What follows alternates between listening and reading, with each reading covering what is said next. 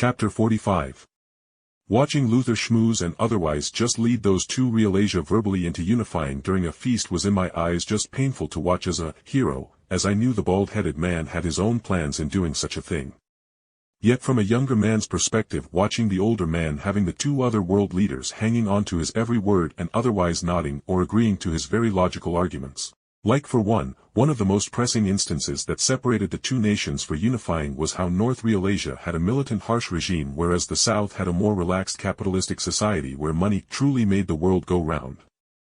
Luthor's suggestion was for the two men to basically retain their own power structure and have the North Rheelasia general who was the top dog of the nation remain in power over military affairs over the coming United Rheelasia, while the South Rheelasia was to become the head of civil affairs for the United Rheelasia. Both older men realizing they in fact did not have to give up their personal power most definitely relaxed and the whole peace summit took on a much more friendly tone as the leaders stopped insulting one another. "Lord, we got a big problem." Robin's voice came through my earpiece, and I told Robin to continue. Black Adam of all people was contracted by the League to break out Sportsmaster. Once he broke Sportsmaster out and got him out of our view, we lost the assassin as Superboy and the rest fought Black Adam for a while before the man disengaged and left using his diplomatic status to stop us from arresting him. Robin explained, and once again some diplomatic bullshit red tape stood in front of us, putting a dirtbag in a cell, just like with Encantadora. The assassins are probably grandstanding somewhere. I muttered into the mic before I recalled in canon that Red Arrow tracked Sportsmaster to a weird Asian-style castle built atop a skyscraper. Try looking for castles or some other weird monument. Only the demon head himself could get Black Adam to move from Kondak, and that man won't bother staying in some modern 5-star hotel. I said, with Robin agreeing with me. With Galatea here however, I had to wonder how Superboy was able to eke out anything resembling a draw with Black Adam in terms of strength, as the man was fully capable of going against Superman. But then again, the man was more of an anti-hero than a villain and was probably paid handsomely to leave his nation and come cause some trouble, so he was unlikely to be gung-ho about attracting the full gaze of the League on him for interfering too much with this peace summit. For the rest of the day, while I kept an eye on Luthor and the peace summit, I was periodically given heads up through the comms as Robin and the rest quickly scoured the city in order to find Ra's al Ghul's hideout. "Lord, I think we found it," Artemis said excitedly through the comms as Luthor and the now basically already united Rheelasia leaders finally shook hands one final additional time as the official negotiations ended, and now everyone was going to share a Rheelasian-style feast in celebration for the initial merging of the nation seemingly coming into fruition.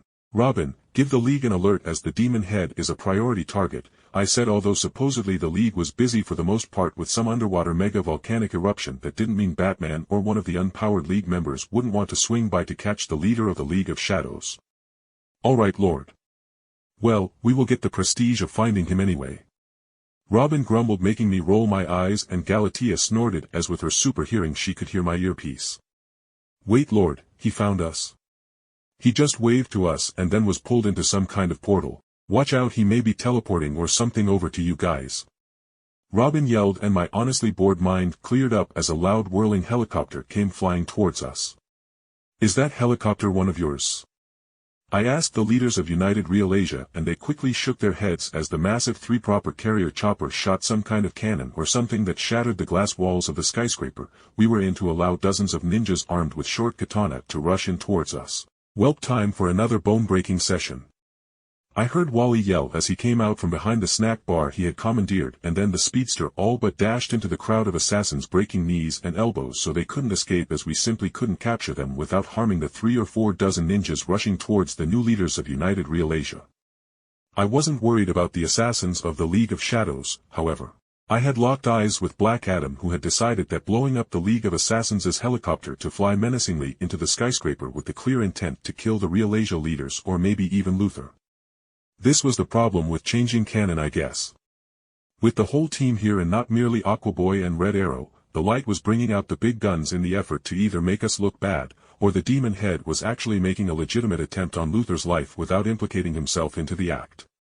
"Galatea, I am going to need your help," I said as I lost my human features and took on my hollow nature fully. "Kid Flash, you have to protect the leaders, me and Galatea have to keep Black Adam busy while the League gets here. Robin, you got that?" I said, and only got a harsh screeching chattering noise in my ear as a response, with Black Adam scoffing as he flew in a way that clearly showed he was going to fly past me, and Galatea seemingly not putting us in his eyes at all. The whole city has been locked down.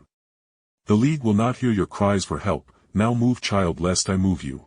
The killing of these 3 men will feed my people of Kondak for a solid decade and make it possible for them to make a better living in the desert.